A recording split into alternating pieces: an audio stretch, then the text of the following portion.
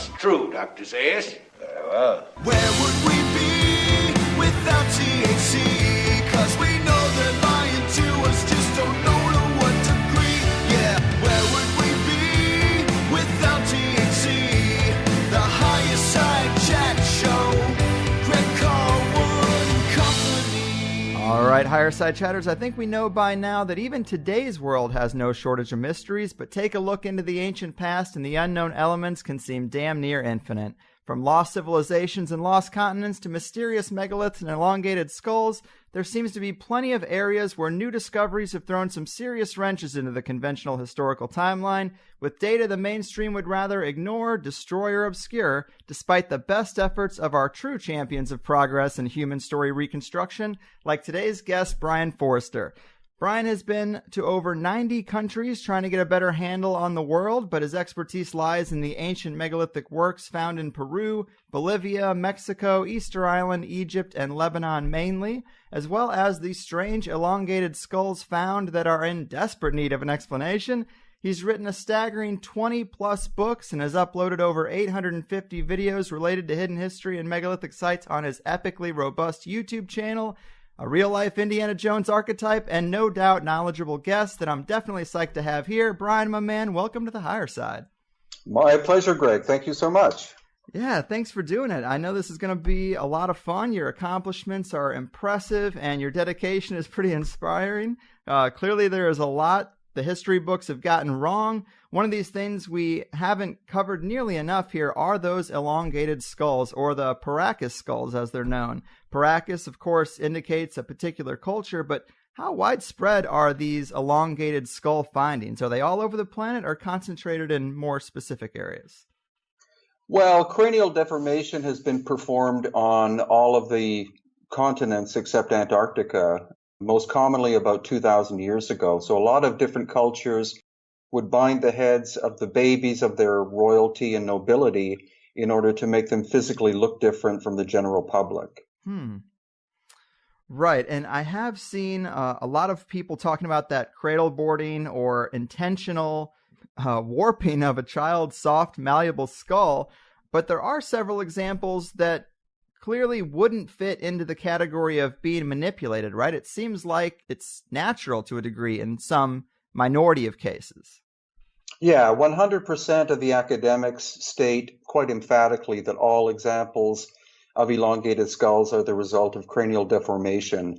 But we've found examples here in the Paracas area where there are skulls which are quite a bit larger than normal in terms of cranial volume. And there are other physical characteristics which make them different from what we call Homo sapiens sapiens. And as far as people doing it intentionally or cultures doing it intentionally, their motivations apparently are kind of interesting, right? Yeah, the basic consensus is when descendants of these people have been able to be asked, why did your ancestors do this? They would say, it makes our children more intelligent. We find it aesthetically pleasing. And that is what the ancestors looked like.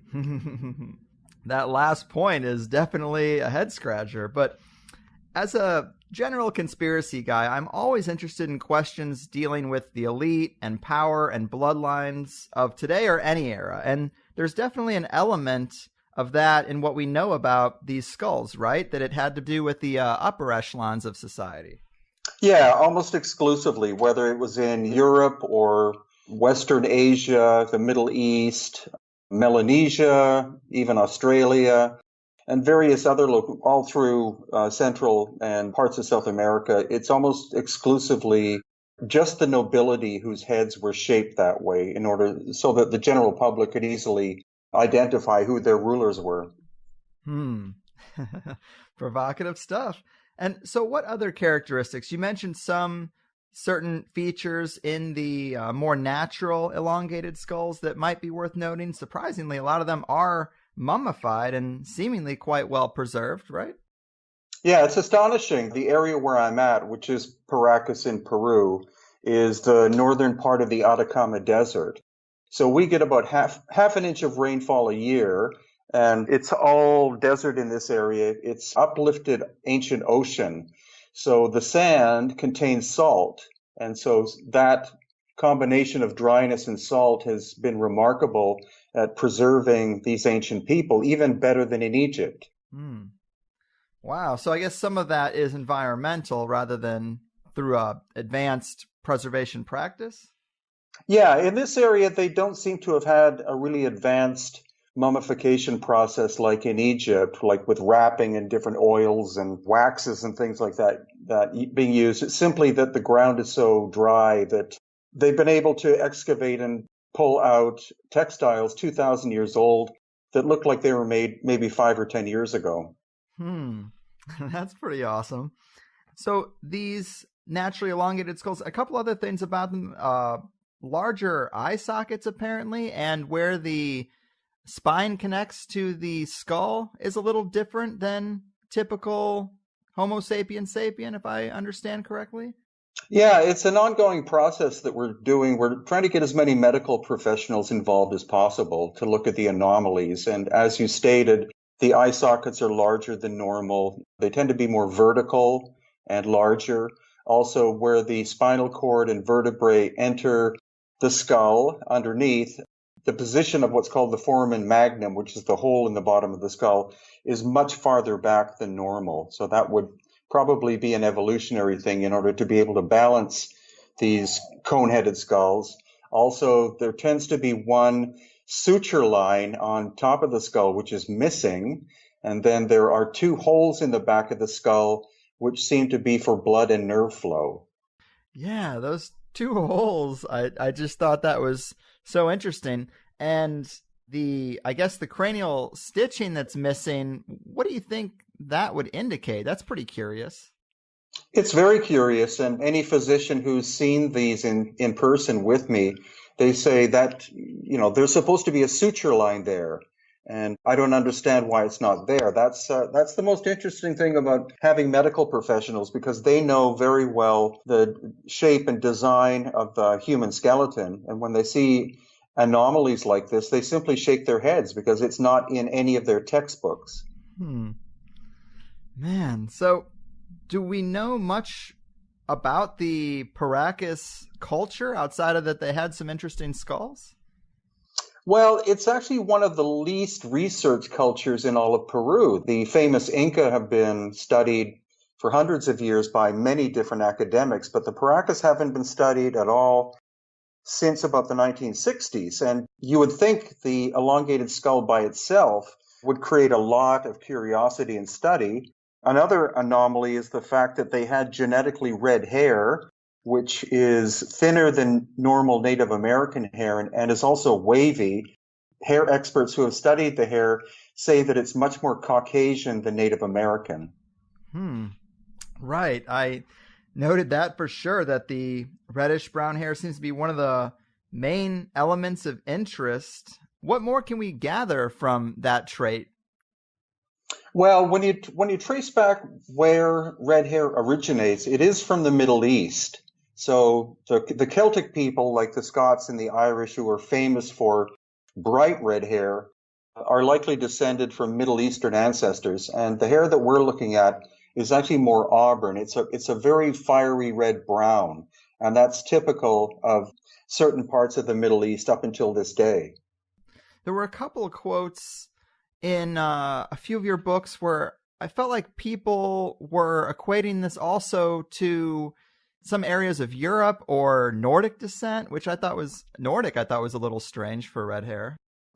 Actually, no. If you look at the migration patterns into Western Europe, there were people with red hair whose ancestors thousands of years ago moved into areas such as Scandinavia through Russia. And actually, Russia means the land of the red hair. So that's the migration pattern. Mainly it seems the origin seems to be somewhere around the Caucasus, the Caspian Sea, and the Black Sea.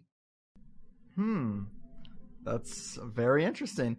And like you mentioned, the Paracas culture, one of the least researched cultures, but is there any insights we can get from the Incas or any of the other surrounding cultures of their day? Were they talked about at all? Well, the Paracas disappeared about 2,000 years ago.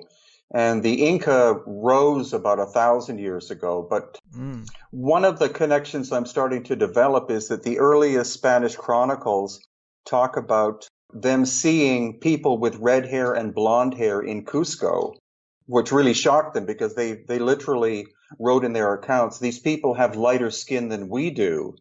So because red hair is directly associated with very light skin, it's quite possible that the Paracas, when they were being exterminated about 2,000 years ago, that some of them were able to escape on an ancient trail or road eastward into the highlands of Peru and wound up as partial ancestors of the Inca who came later. Right on. So there's also stories in North America of giants. I don't hear elongated skulls associated quite so often, but I do hear red hair associated fairly often. And there's some apparently legends from Native American tribes that they used to do battle with red-headed giants. I don't know how much stock you put in some of those stories. I guess they have varying degrees of credibility, but have you looked at that angle at all? Yeah, actually, I've been a student of Native American studies since I was about 10 years old, and I put a lot of credence in their oral tradition. So there are numerous Native people of the past or tribal groups who speak about, I don't know if giant is the correct term, but very tall people who were there when the Native people arrived, and they did do battle with them and eventually wiped them out. Yeah, and there are a lot of stories around the world, oral traditions that do talk about visits from fair-skinned people, apparently, and also red hair is mentioned a decent amount. But how often is an elongated skull highlighted in these stories? Because you think if they had that characteristic, that would be the top of the description chart. Yeah, you would think so. I actually wrote a book called The Plume Serpent, which is about Native American, Native South American stories of ancient teachers who arrived in the distant past who had full beards, light-colored hair, and light-colored skin. One term used is the Viracochans, another is Quetzalcoatl, another is Kukulkan. And these were ancient teachers that arrived and instructed the people, supposedly coming from some distant eastern land. Right, and that's really interesting because Quetzalcoatl, in mainstream culture, often talked about as a deity, a feathered serpent. And I guess your contention is that was actually based on a real teacher, or is this still allegory? No, I think it's based on real teachers. One of the problems with interpreting Native oral tradition is that it tends to be quite poetic. It's not like point-to-point facts. So they tend to flower, especially over the course of time, they flower the original story. But I think the origin is likely based on truth because we're learning more and more that the migration of people around the world was much more extensive than what we've been taught in history books. Right. And there does seem to be a curious connection between reptiles and teachers or elevators of mankind when it comes to a lot of these indigenous tribes. You could even draw a parallel to the serpent in the Garden of Eden. But what do you make of that tie-in? Well, I think a lot of it in recent times has been really overblown. If you look at the symbolism itself, again, because Native oral tradition is quite poetic, and for example, with the Inca culture, they had three animals that were very important totems to them. One was the serpent, another was the puma, and the third was the condor. So those are also levels of consciousness. So the serpent represents the subconscious, the puma is the conscious, and the condor is the superconscious. And so if you put those three together in a very powerful teacher person, I think that's where the term feathered serpent comes from. It's a combination of these three levels of consciousness. But people have tendency then to say, well, they were obviously, two-legged reptiles that had feathers that walked around and, and had to be alien. Right. So, yeah. I mean, look at the griffin and you got the whole trifecta there. Yeah. Yeah, you find that in many parts of the world where you have, especially the serpent, because the serpent represented wisdom to so many different cultures, and then a bird would represent the connection with the divine because of the fact they can fly so high. Yeah, it's just so interesting and curious that so many cultures that apparently didn't communicate arrived at some of the same symbolism. Yeah, that could be a basic component of human consciousness rather than it being taught, from one side of the world to the other. It might be a very root understanding that we have as human beings. That's true. That's true. Can't discount that possibility. And the condor is kind of interesting because, of course, Graham Hancock, he is very adamant about this pillar at Göbekli Tepe having significance. And it, of course, has a kind of cartoonish condor on it.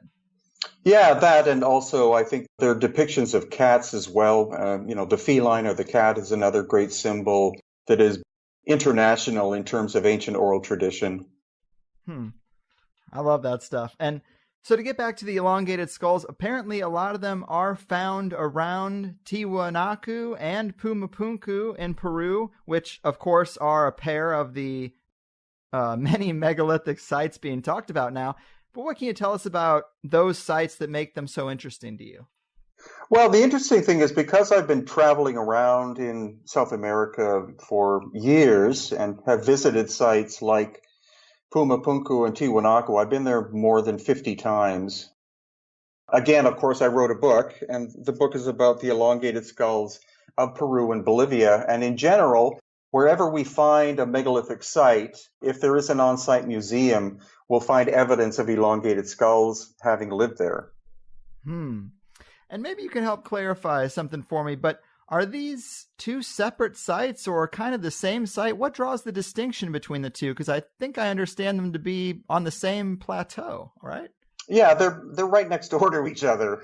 It's kind of tiresome to have to say Tiwanaku and Pumapunku because historically they are the same location. It's just that when they decided to preserve them, they built one fence around one and one fence around another, and then a ticket window at one and a ticket window at the other. So one has a sign saying Tiwanaku, another has a sign saying Pumapunku. But when you look at the megalithic nature of the original construction, it's the same site. Okay.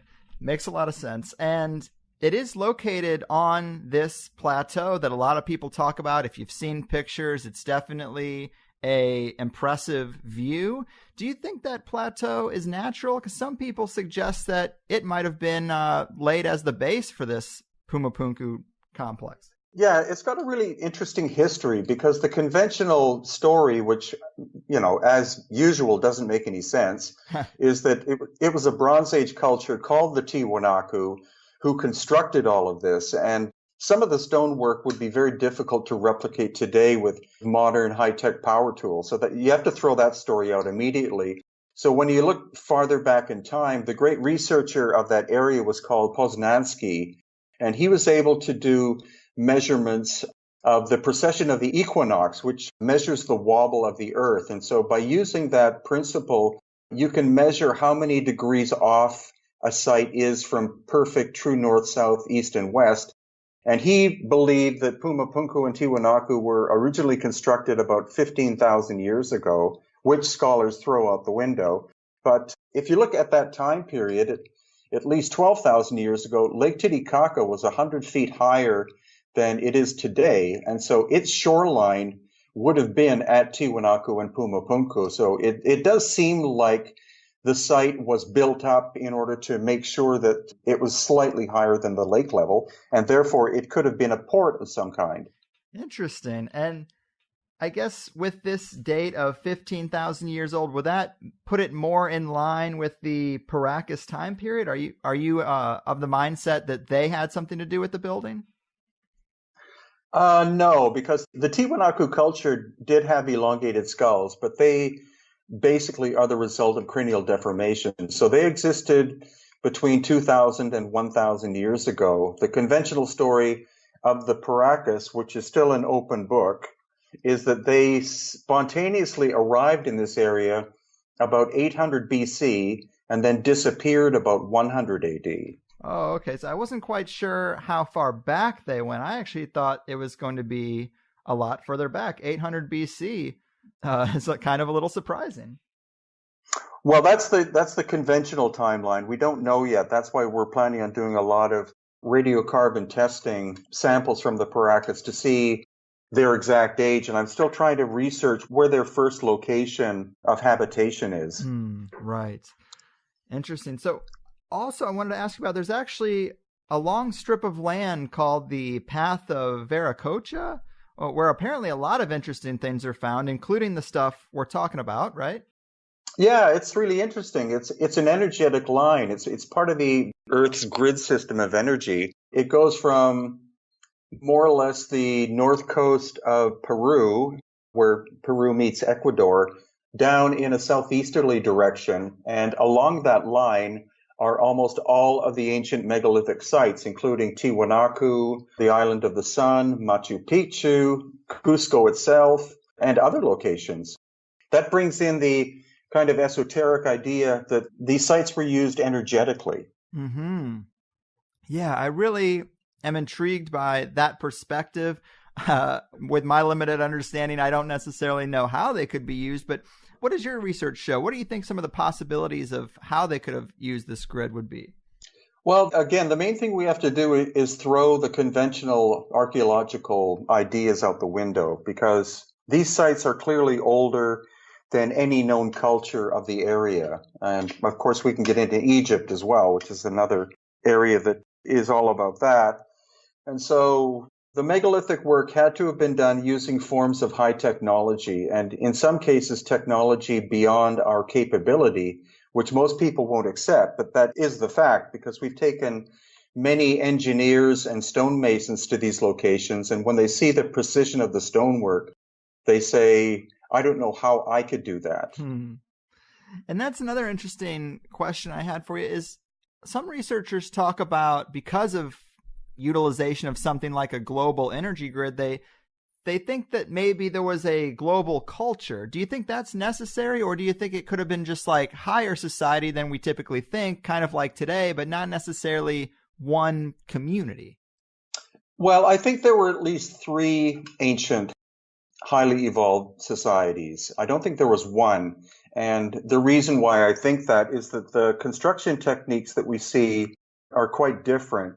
The work in Peru and Bolivia tends to be very organic, very polygonal shaped stones that tightly fit together. When you go to Egypt, it's much more cubic and linear. And then Pumapunku and Tiwanaku are unique on the planet. There is no building technique that was used anywhere else except there.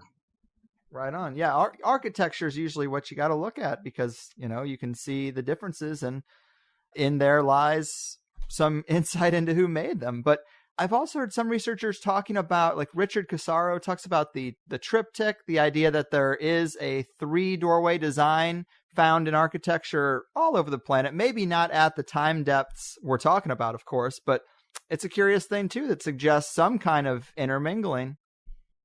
Yeah, it's quite possible, or it's also possible that due to the energetic nature of these complexes, that either by using the energetic grid or by other means, there was communication between ancient civilizations that were quite far apart.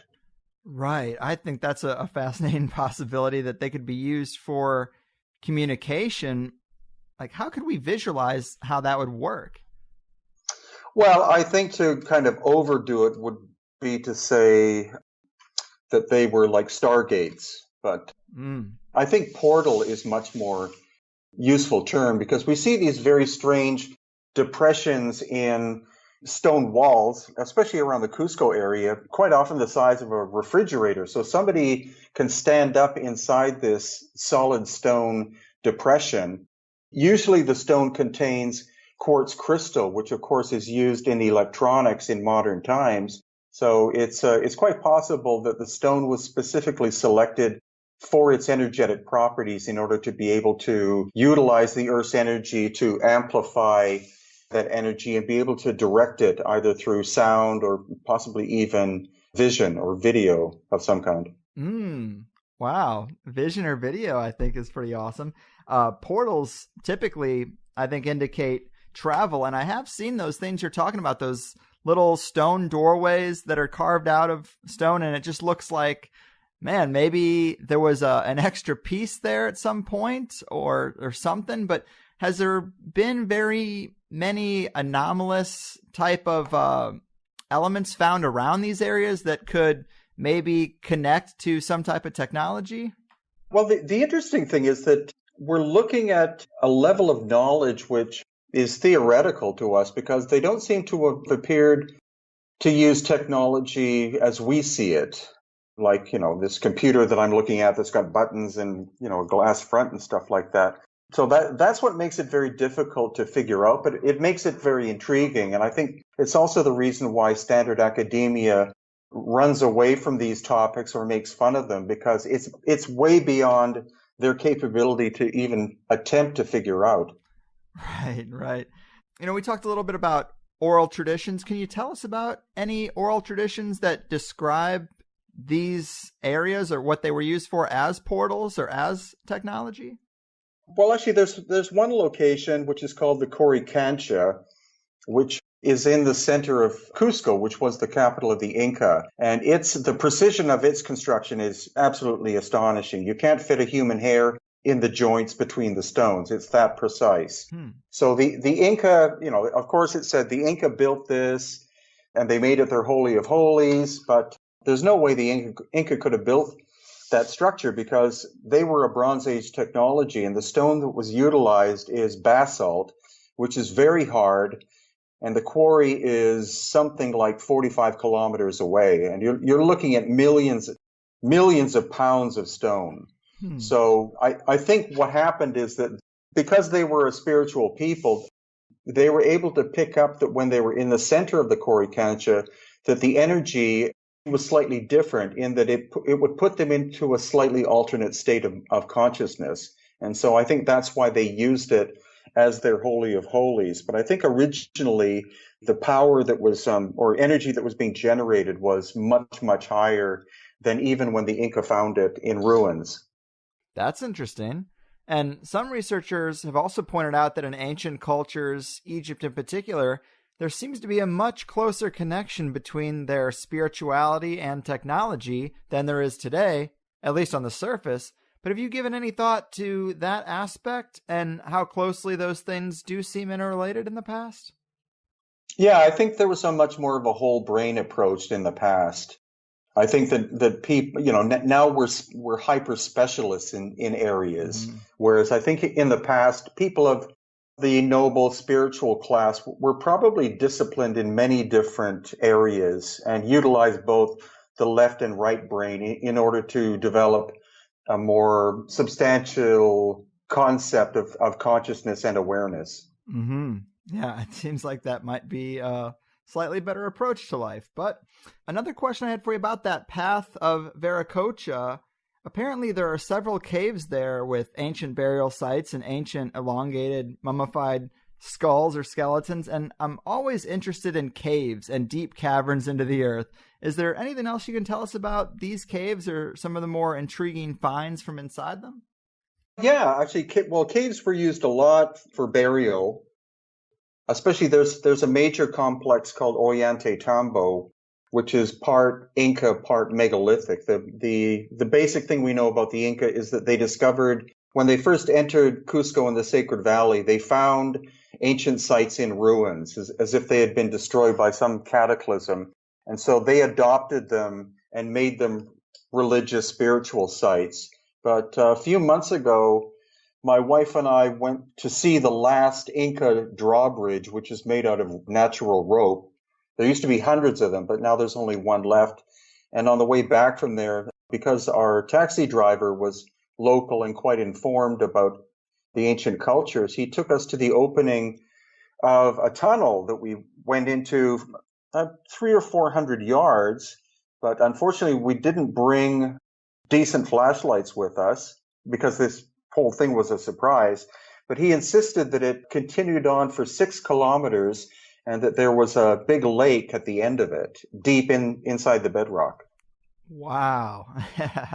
That is right up my alley. I love to hear stories like that. Underground lakes. lore of underground civilizations. I mean, there are quite a bit of ant farm-like tunnels carved all under the underground. I guess not necessarily carved. I guess some are natural, but there are some that seem artificial all around the globe. Yeah, and there are lots of stories in Cusco from old people that there's a whole underground system of tunnels underneath Cusco, which is super ancient. And a French team did some mapping with a helicopter, I think it was, of using ground penetrating radar. And they found that there's a tunnel that connects an ancient site called Sacsayhuaman to the Coricancha that I just spoke of in Cusco. So that's at least 1.5 kilometers or a mile long. Gosh, it's so impressive. And it's so odd because you would think that it'd be easier to travel between these places along the surface rather than cutting a huge underground tunnel, or if it's natural, building sites above a tunnel so that you could travel between them. I guess, might the suggestion be that the environment was different at that time, or would there be some reason why they would travel underground rather than on the surface? Well, it's hard to really know at this point. The entrance to the tunnel has been blocked at both ends by the government because people kept going in and disappearing or whatever. But that should be people's right to disappear. It should be. You should be able to risk it if you want to. So it's unknown whether that tunnel is natural or not, or whether it's was manufactured or not. But I do know that there is a huge system of tunnels in the Giza Plateau area of Egypt, because I've been underground to the 3rd level, right? And that was only possible through a local guide who was able to, get permission to be able to do that. But he said there are probably at least another 10 levels of tunnels that go deeper and deeper. Yeah, I thought that was really interesting. That was one of the books that I was able to read of yours. Thanks for sharing those with me. And you also indicate that something about the way the Giza Plateau's underground tunnels are carved suggests that the Sphinx would be a lot older than the Great Pyramid, or it helps to kind of coordinate which came first. Is that right? Yeah, it's likely that the Sphinx was first. And the tunnel system we're talking about, they're not carved into sand, they're carved into the bedrock, which is limestone. So it is quite possible that the Giza Plateau itself underground connects with other locations like Karnak and also the Valley of the Kings and Valley of the Queens, because even though the pharaohs buried their dead in this, a vast system of tunnels in the Valley of Kings and Valley of the Queens, it's hardly likely that they actually made the tunnels themselves. It's more likely that they discovered them. Right. Yeah, you say in the book they were just using what they had, and I think that makes perfect sense. Yeah, and also if you go to the Valley of the Kings and you walk down in one of these tunnels, you see the precision of the cutting and the fact that it would be basically impossible for Bronze Age Egyptian workers to be able to carve these tunnels, which are hundreds upon hundreds of feet long and easily tall enough to be able to walk through. Mm-hmm. And as for the tunnels, is it that they connect most of the major sites on the plateau except for the Sphinx? Is that why we think it kind of gives us clues about the timing? Well, actually, the tunnels go underneath the Sphinx. It's more the weathering of the Sphinx that has created quite a stir. It was Dr. Robert Schoch, who's a American geologist, and when he first saw the Sphinx, he noticed that there were vertical weathering lines. And so, of course, the Egyptologists say, well, it's 5,000 years old, and we get sandstorms, and the sand would have eroded the surface. But when he looked at the vertical lines, he said that could only be done by rain, and we're talking a lot of rain. And so, by looking at climate models, he was able to figure out that the last time substantial rain occurred in the Giza Plateau area was at least 10 to 12,000 years ago, which is twice the age of the dynastic Egyptian civilization. Yeah, I love that. It does seem to be pretty good evidence. So I also wanted to jump to some kind of weird stuff that I've seen from you on your website and in pictures. One of them would be this amphibian humanoid being skull that was found in a cave labyrinth in Peru. Apparently, it wasn't the only one, but it has to be one of the most interesting heads I've ever seen. Yeah, that's. I kind of hesitated to even show it because it is so bizarre. I was sent when we were in Cusco about 2.5 months ago. I was sent photographs of that little skull, and of course it looked like it was fake or made out of paper mache or something like that. But the man who has it contacted me and said, "Would you like to?" Or I said, "Can I see it?" And when we actually went to see it, you can tell that it was once some kind of life form. My training is in biology. Also, good for them, they took it and also this very large 3-fingered hand to be x-rayed in Cusco at a hospital.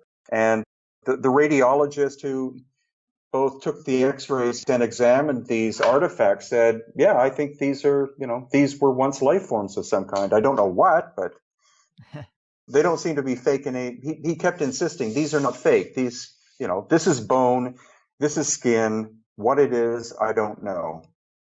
Yeah, and I love that 3-fingered hand as well. It's got fingers that are much longer than ours. At first, I thought it was the bones of some type of fin without the blubber on it, but that theory was tossed out the window when you zoom in on the fingernails. And that's a little creepy, but it is clearly a hand of some kind. Yeah, the elongated skulls are one thing, but these I was in complete shock with. And we happen to have 2 local native healers / shamans with us looking at them. And I guess the difference between North America and Europe in terms of mentality is that native people tend to be, I guess, a little more open-minded. And when I said, what do you think these are? They just looked and said, well, they look alien. Aliens and UFOs are very much accepted in places like Mexico and Peru. Yeah, I've heard that because they apparently see them so often, it isn't really a big deal. So, yeah, that mummified amphibian humanoid, it looks like a frogman's head or something, but apparently, yeah, from the x-rays, it shows that there are sinus cavities in it. There's plenty of indications that it was a real thing. Can you tell us about anything else? Was this 3-fingered hand found near the frog skull?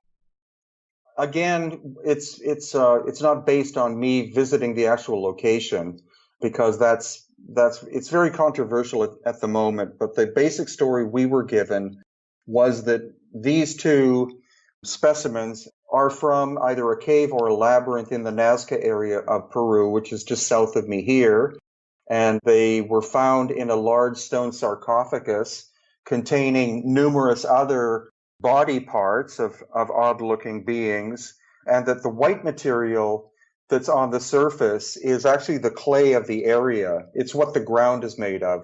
So they could have been sitting in this stone box for hundreds, if not thousands of years. I keep making inquiries as to going to see the location, but unfortunately what's happening is the people who control the site and area are selling these odd artifacts off, I guess, to foreigners. And so they don't want anyone there because if the government finds out where this location is, they will immediately move in and grab it as an ancient historical site. So these people are supposedly quite armed and dangerous. But I am still trying to negotiate to try to go, even if they have to blindfold me or something. I'd like to see if there is more to this. But the 2 people who are acquainted with these objects, they're very honest people. They don't want to make money from this. They're just curious like we are as to what these things are. And hopefully DNA testing will be done and radiocarbon to see how old they are. Yeah, absolutely. I would love to know more about them. But yeah, unfortunately, it just is what it is right now. But studying oral traditions as you have, is there anything in the area in terms of oral stories or traditions that could tie into these findings? There's so many stories, as you mentioned, about people having sightings, mainly of glowing orbs or, flying saucers or discs, etc. It's widely accepted that off-planetary beings have been visiting this area, especially around Lake Titicaca and Nazca, for thousands of years. And so local people don't understand our fascination because they've heard from their parents and grandparents and great-grandparents about contact or sights or visitations and things like that. I love it. It's such a different type of way to handle things than the way we do over here. It's fun to hear about how different it is. To switch gears slightly, of course, I couldn't read all your books, but I did read a couple, and I really liked Crimson Horizon in particular, where you talk about the mysteries of Easter Island, which is kind of in the neighborhood of these areas we're discussing. What do you find most intriguing about Easter Island, and can it really be tied back to these areas in Peru? Very much so. It's all part of looking at the migration pattern and ancient migration patterns of people, because it's quite likely that the Paracas, for example, did not originate on the coast of Peru. They could have come from somewhere farther to the west. And what makes Easter Island pivotal is that it would be, for maritime people or travelers, it would be a perfect stopping place if you were going east or west, because its ancient name literally means the land of flowing water or weeping waters, because there are giant caverns inside the island which are storehouses of water due to its volcanic nature. There are also ancient oral traditions that when the first people who were there, pre-Polynesian, that there were blonde and red-haired people with light skin of quite tall stature who the Polynesians first encountered probably 2,000 years ago. And even when Van Roggeveen, who was the first European to land there, and he's the one who called it Easter Island, he noted in his ship's log that he saw people who were of dark complexion, light complexion, black hair, red hair, blonde hair, tall and short. A multicultural center of sorts, it seems. Yeah, well, very much a crossroads. Yeah. And another element that was interesting, what about this Rongo Rungo tablet? Apparently no other Polynesian culture had a hieroglyphic system, but this seems to be something in that neighborhood, right? Very much so. No other Polynesian, the Polynesian cultures have not even hieroglyphs, but they have petroglyphs, and they tend to be quite simple. Like you'll see a stick figure of a person or a dog or the symbol of a sun, something like that. But the Rongo Rongo text, unfortunately, most of them were destroyed by the missionaries because they were thought to be taboo, and they were carved on wooden boards so they'd be easy to burn. But the probable story behind that is that it's likely that the Rongo Rongo existed with this pre-Polynesian culture, and that it was their system of language. And there is the possibility that that system of symbols originated somewhere in the Indus Valley. I guess when it's compared to things around the world, can it be read or decoded to any degree? No, but the one code system that it looks most similar to is an ancient code from the Indus Valley of the India area. Man, so many mysteries. And I love also the idea of lost continents, which you get into a little bit in Crimson Horizon, where you say that speculation and controversy are ripe with the thought that a continent once existed in the Pacific Ocean in the distant past, and that the people who presently live on the islands we have already discussed, as well as Peru, are descendants of such a sunken realm. And you go on to say that most common names for this sunken continent are Lumeria and Mu. Based on what little we know, are these descriptions close enough to suggest we have two titles for the same place, or are the stories different enough to suggest two separate places? I think it's more likely that Mu is the original name. I think Lemuria was made up in the 18th century. So there is a Hawaiian oral tradition that says that before the Tahitian people, who were the ancestors of most of the Hawaiians, arrived in Hawaii, that there were people living there again. and you get the same story in New Zealand. Again, we have these red-headed people with very light skin. And there are still people who live in Hawaii that have this genetic dark red hair. It's called Ahu, which means red-haired. Interesting. It keeps coming up. And maybe this means nothing, but it is kind of interesting that phonetically you have Mu right in the middle of Lumeria. Yeah. Maybe it means nothing. Well, in one of my latest books, which is called Aftershock, and that's about the ancient cataclysm that I think destroyed all of the megalithic societies about 12,000 years ago. And this is based on science, which is collecting more data. And that's at the end of the last ice age was 12,000 years ago. And it was not a gradual process. It was very traumatic and rapid. And even, again, Dr. Robert Schoch believes that the rising of the sea level, which was more than 300 feet at the end of the ice age, could have taken as little as 2 weeks. And so that would have been the disappearance of these so-called lost continents. Rather than Atlantis or Mu sinking into the ocean, it was the rising of the sea level that buried the land masses, forcing survivors to flee to rebuild their societies in other locations. Mm-hmm. I think that makes perfect sense. And as for what we hear about Lemuria or Lemurian lore, in the book you say that one of the most elaborate accounts of lost continents was given by the theosophical author William Scott Elliott, a name I'm not familiar with, but what did he have to say about it? Honestly, I don't remember. God, that goes way too back in time. I don't remember. But I do know that the Theosophical Society were a 19th century group of thinkers who were collectors of ancient esoteric knowledge. So they were very big on subjects like Atlantis, as well as Mu or Lemuria. And what's happened to their information, I honestly don't know. Fair enough. There are a lot of names for sure.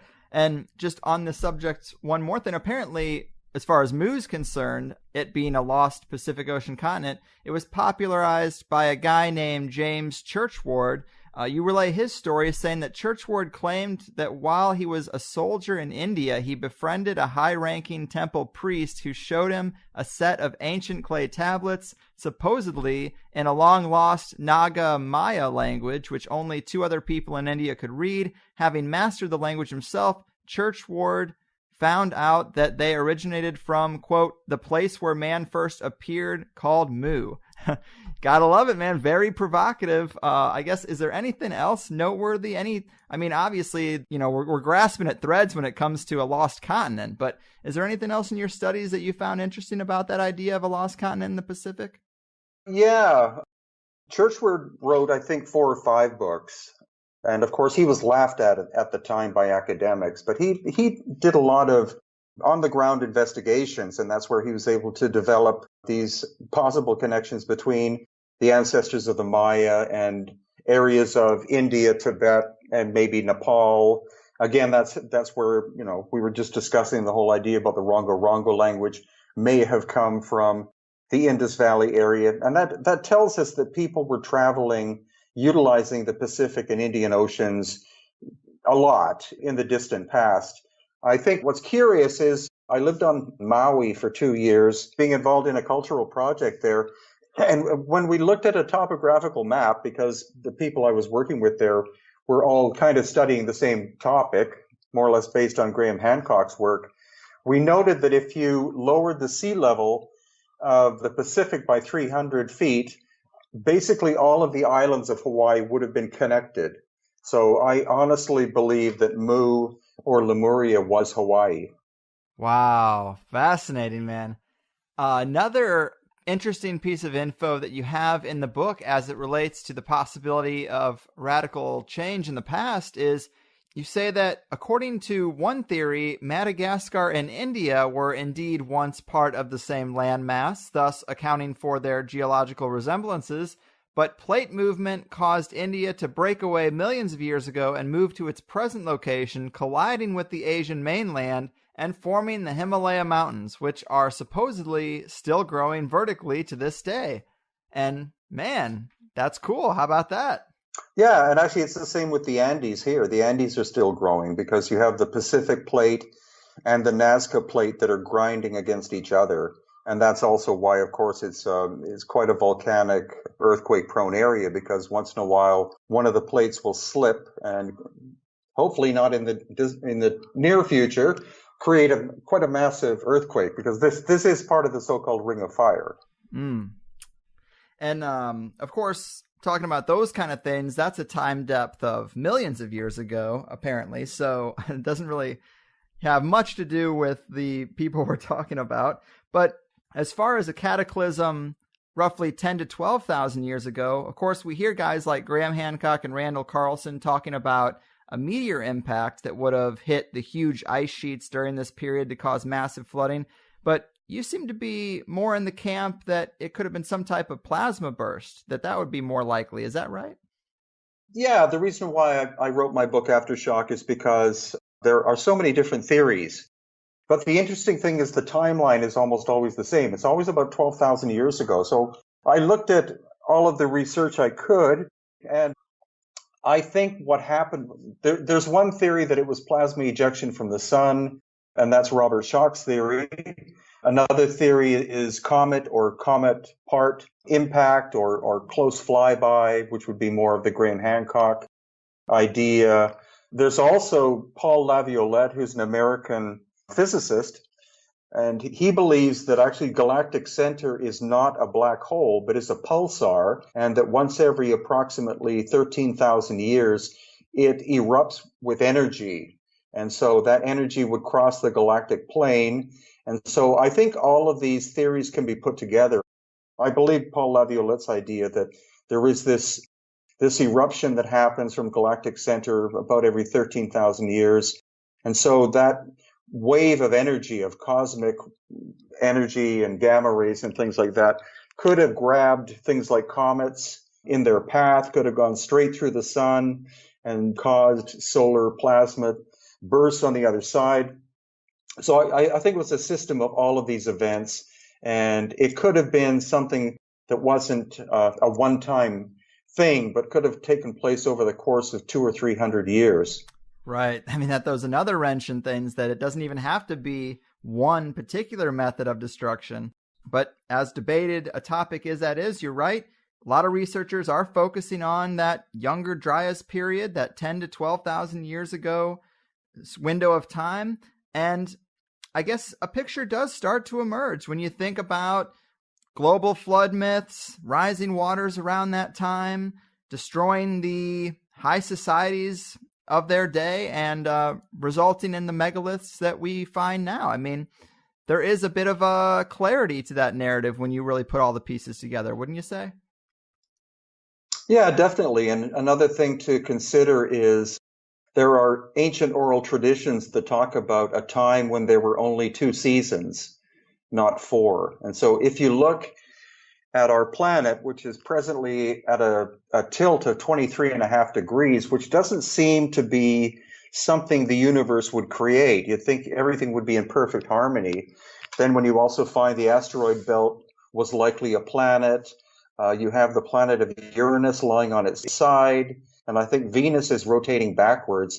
That could very well be evidence of an ancient series of cataclysms coming from outside or possibly inside of our solar system. So if our planet was originally perfectly vertical, that's where we learn the stories of woolly mammoths being found flash frozen in Siberia with food still in their mouths. And it could very well be that this cataclysmic event hit the Earth so hard that it caused this 23.5 degree shift. And that would be so destructive because almost instantaneously you would have temperate places becoming Arctic, Arctic becoming temperate, tropical becoming temperate. And there is some interest now in Antarctica. There's a lot of scientific research going on down there.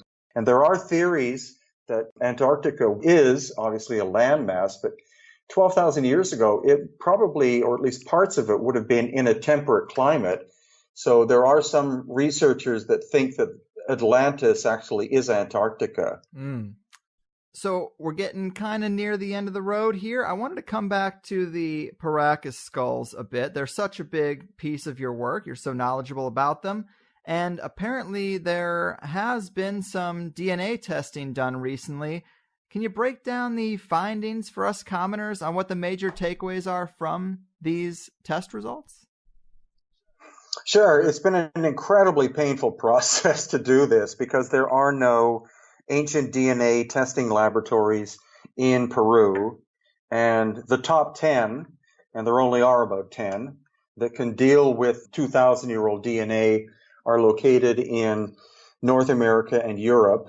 So trying to get them to do the testing has been very difficult because they tend to be closed shops, like they'll belong to a university that doesn't take outside samples. Also, if they get a hint of what you're trying to test, just by the shape of the skulls themselves, they'll immediately say, no, we're not interested. So we were fortunate in being able to have a sample tested about 3.5 years ago in the United States. And the geneticist was perplexed because what happens when you DNA test a sample from a human being is that sample is compared with every other known human sample, and that's contained in a giant database called Gentech.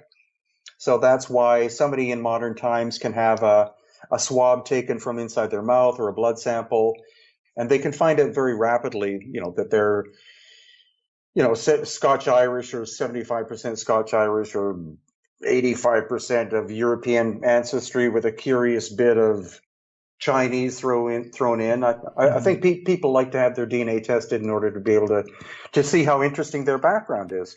Yeah. But when it comes to ancient DNA testing, it requires the most sophisticated next generation sequencing.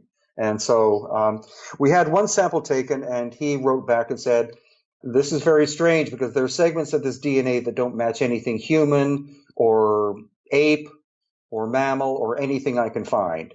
And that caused a worldwide shock. The unfortunate thing was he was immediately fired because he was doing this testing without the permission of the owners of the laboratory. But fortunately, we've been able to bring him online because we were able to get samples tested from a private collection from Peru, and only from 4 skulls, but the results indicated that the ancestry is either Northern European or Middle Eastern. So that doesn't fit in with the Bering Land Bridge hypothesis that all Native Americans walked across the Bering Land Bridge 12,000 years ago. So that's interesting, but we've been negotiating with the government here and one of their departments specifically for 25 months in order to be able to have samples from one of the official museums tested. And I am hoping and praying that we are within literally days of being able to have that done. Wow. And so, based on your alternative ideas to the mainstream, were you surprised, or are those kind of the results that you kind of expected? Well, I just go with what the data tells me. And the fact that the red hair was in existence indicated to me that obviously there was something going on, that these people had come from somewhere other than the local area. They were probably great seafarers. And so that's why the Middle Eastern results I found to be really interesting. Again, the Northern European part could be that those people were descended from people from the Middle East. There would be no alien DNA detectable because, as far as I know, GenBank does not have any alien DNA to compare it with. But what we're simply hoping is that these 15 new samples will be very similar to the 4 that we've already had tested. And if that's the case, then that builds a strong story of a migration of an ancient people that nobody cares about except me. Well, that will be exciting to get those results too, and see if it just adds more fuel to the fire or if it takes us in a totally different direction. Right. And I'm also curious, it does seem like a lot of museums seem to be kind of removing these elongated skulls from view as they get more attention, but are there places left where a regular person can go in and see skulls like this on display, or have they all been taken down to the basement at this point? No, actually, the Ika Museum, which is about an hour's drive from here, has the largest elongated skull I think ever found or that I've ever seen. And it's been on display for 40 or 50 years. Nice. They have a collection of at least 100 in the back room, which I've seen. Then you have the Lima Museum, which is the National Museum of Archaeology and Anthropology. They have, I think, 7 on display, but likely 500 to 1,000 in the back room. And then our little Paracas Museum here has 45 elongated skulls. And when people come and visit, they're allowed not only to look at them, but take photographs and video. Wow. I guess I would ask, because we know that there was some cradle boarding or actually people were forming these skulls versus some that were natural. What kind of ratio are we talking about when it comes to ones that seem natural that you've seen on display? It's about 4%. Right on. Hey, that's something. Yeah. And actually we found the specific location of where the largest skulls came from. They all came from the same cemetery. So that means they're all likely related. Wow. And I've also heard you say, for people who might be thinking, oh, well, because we do have this tradition of people doing this, maybe even in the most extreme cases, they all could fit under that umbrella. It can't be that way because, as you pointed out, just changing the shape of the skull wouldn't add volume to it. In a lot of cases, I mean, these skulls are really large, and it couldn't be just manipulated in that fashion because there's just too much material there, right? Yeah, that's true. And if you ask any doctor, they'll say, yeah, you can, with a baby, you can change the shape, but the genetics are not going to change. The skull is going to form the volume that is being dictated by the genes. And, unfortunately, because I live here, I'm constantly finding new specimens. And very recently, one was brought to me of a newborn baby from this same ancient cemetery where all the really big skulls came from. It's a newborn baby. The volume of that skull is minimum twice the size of the volume of a normal human child. It is very odd looking. It's got red hair. Because it's in a private collection, we're hoping to have it DNA tested along with some others. Awesome. And of course, we also mentioned the other physiological differences. So there's definitely something here. And the Paracas people, I just think they're so interesting. And just to kind of close the door on all that, apparently they were wiped out by the Nazca people, right? Yeah, that's the theory I'm developing, because the Nazca, of course, are famous because of the Nazca lines and geoglyphs. But in fact, they only made a certain percentage of them. It was the Paracas people before them that created the 500 tall one called the Candelabro, as well as about 1,500 smaller ones. The Nazca people made about, I think, 25, but the Paracas people made more than 1,000. Damn. Well, the world is definitely not short on mysteries. I'm glad guys like you are out there doing the dirty work to relay all this information to the lazy folks like me. Super impressive stuff. And I know you also do tours, which I, for one, am really interested in. I'm sure other people would be as well. Tell us a bit about your tours, what they entail, and the ones you might have coming up for people to be able to join in on. Sure. Well, my wife and I do tours about 25% of the time, which is maximum what we do, because we love to provide a quality experience for people. I don't want to be a tour guide, but I love to share these locations with people. All of them can be found at hiddenincatours.com, which is also a massive database. Only 5% of the website is about tours. The rest is all free information. So we have, it's too late to join the March tour of Egypt, but we have one in Cusco in June about the Inca, another one in August, which focuses on the elongated skulls of Peru. And then we have another one in November, which is with author Robert Boval, who's a good friend of Graham Hancock's and a great author. And then we have another one in Mexico in January of 2018. Beautiful. I would love to take one of those sometimes. I mean, it seems like maybe my best chance to see a natural elongated skull if I'm on the right tour, right? That's right. Beautiful. Well, also, before we go, you got so much work out there, YouTube, books. Tell the people how they can best follow up on some of the things we've talked about and get more Brien Foerster in their lives.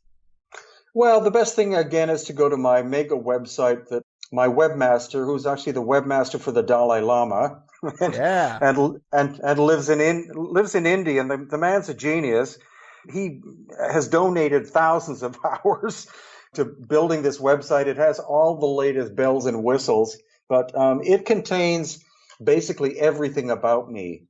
So the videos, the books, etc., and then it links to other locations as well. But my hat's off to Webmaster Brien for being an absolute IT genius. And, if it hadn't been for him, I would be nowhere as famous as I am now. And I got to thank him as well. I believe it was him who connected us. Great.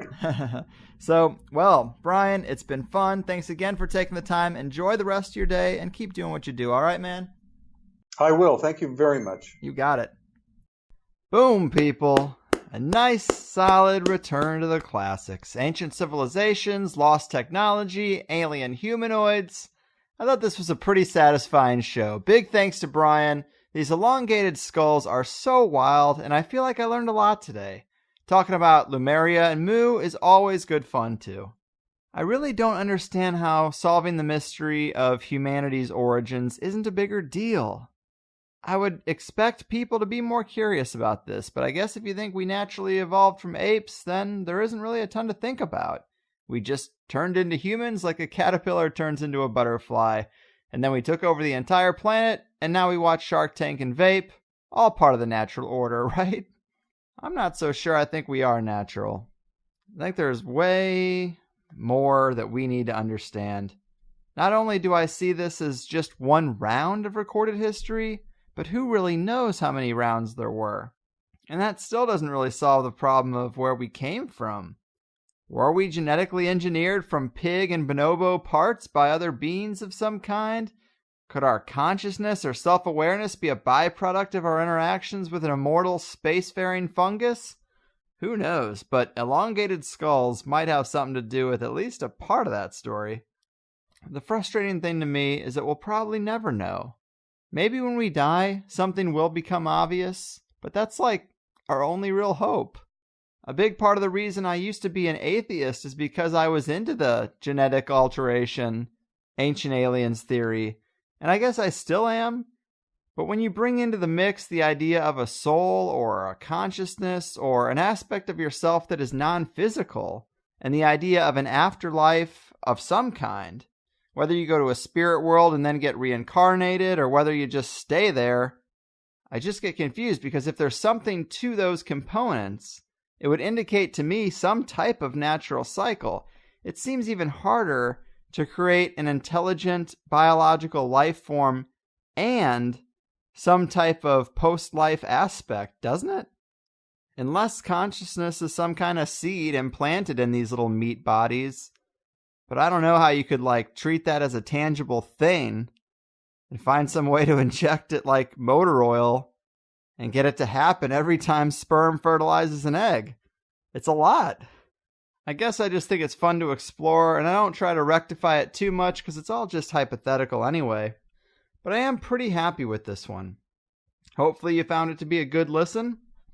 In the Plus show today, we got into the idea that Antarctica could have been Atlantis, and also the recent added attention that Antarctica is getting from the elite.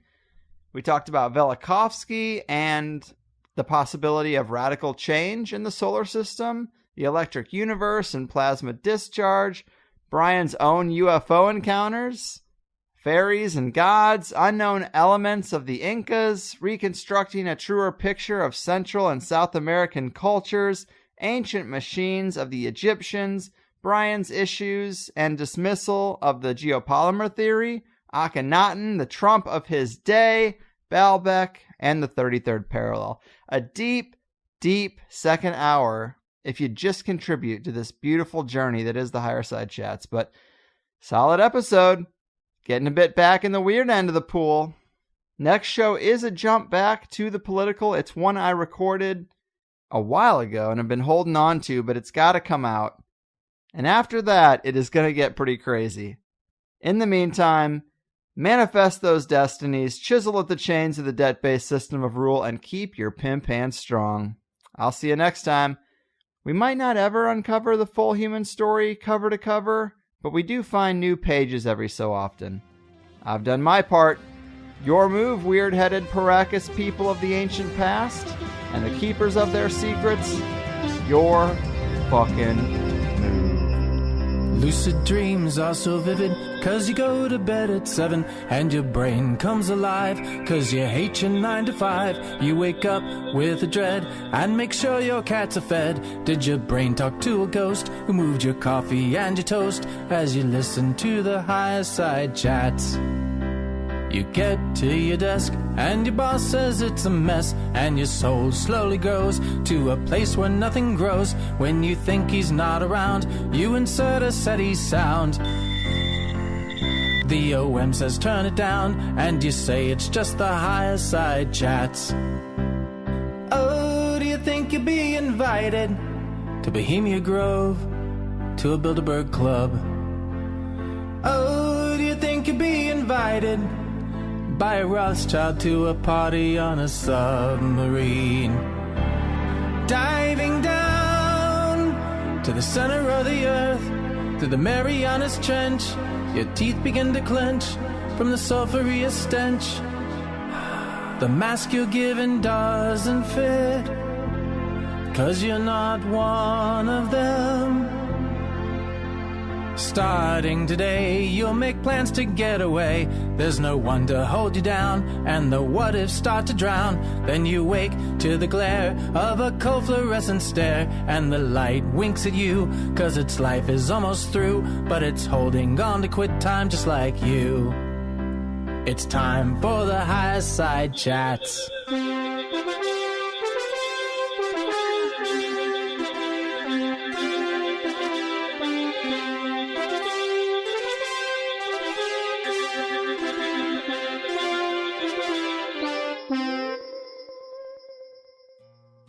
Hey guys, thanks for listening to the first hour of the Higherside Chats podcast with me, Greg Carlwood. If you don't know, there is a second hour to all the episodes we do around here. Generally, we're able to get a lot deeper into the topics and ideas that a guest is about, so if you enjoyed what you've heard from THC for free, consider signing up at the HighersideChatsPlus.com to get the second hour of the 5 shows I put together each month. I never really wanted to be a paid subscriber podcast, but I really hate the idea of spending airtime promoting some product that's completely unrelated and telling you the best way to support the show is to buy an audiobook or new underwear by mail or something crazy like that. So instead, if you like the show, double your time with it for $5 a month, and let's cut out all the other shit. It's half the price of a movie ticket, and you get at least an extra 5 hours of show a month. Collectively, it keeps us stable, and it frees me from wasting your time with anything but the show you came to listen to. It's really the only way for an independent, one-man show to make it, and I do what I can so that it's worth your while. Since we started this, I've always tried to use the subscriptions to improve the podcast and make sign-ups more advantageous. It started with just a second hour for the main show, but now we've got a nice forum going where people can get deeper in conversation about the episodes with other listeners, submit a candidate in the guest request thread, or share their own personal projects to get out of the soul-crushing 9-to-5 cog-in-the-wheel life on the entrepreneurs thread. The forum and the plus comments are always the first places I try to go for listener engagement, but it does get harder as the show gets more popular. Because of that, there's also a direct messaging feature that you can use to reach me through the plus site also. But beyond the forum, if you like any of the music I've used for THC, most of it I've hired artists to make, and I provide it all as free downloads to Plus members too. So if you like a particular song you've heard close the show out recently, come get the MP3. I should also mention that if you don't like the idea of paying $5 recurring every month, I get that. You can buy 3 months, 6 months, or a year up front and just be done with it. I have plenty of listeners who send checks and money orders to the P.O. Box too. I try to make it as easy for people as I can, and you can read more about it on the sign-up page. Also, be sure to check out the FAQ help page on the Plus site if you have any questions or concerns about how to listen to a password-protected show on your devices. I've highlighted a lot of great solutions, and one of those would be the iPhone app that just recently hit the Apple App Store. A super kind and talented listener made it for us, and you can use it to stream or download either the free or the Plus show. If you're on Android, I'd use Pocket Casts or Podcast Addict and subscribe to the feed manually that way. I also try to throw in occasional bonus shows or Q&A shows, and I've got a few other weird ideas I might get to try out soon, but I give you all I can for $5, and I hope you'll at least give it a shot if you've listened to a few free shows and you find them unique or valuable. I know there's a lot of podcasts out there, and I'm just one of them. But if you have any questions, concerns, or comments about any of this, please get in touch with us at the HighersideChatsTeam@gmail.com. I also wanted to plug the Higherside newsletter I'm going to be putting out, totally free for anyone who wants to sign up at the main internet website for the show, thehighersidechats.com. You can also get on that email list through the Higherside Chats Facebook page. There's a button there as well. But the reason I'm doing this is because I get tons and tons of emails after a show goes up asking me about how I feel about a particular guest or topic, and the wrap-up isn't always the best place to do that, especially if I have anything negative to say. Sometimes the dust needs to settle, sometimes I need to hear feedback from you guys first. There are a lot of factors, but I usually have something to communicate to you, and I just don't get to do it. So on the first of the month, I plan to send out a little newsletter with my thoughts about the 5 shows the previous month, and talk to you about anything else that's on my mind or that's going on.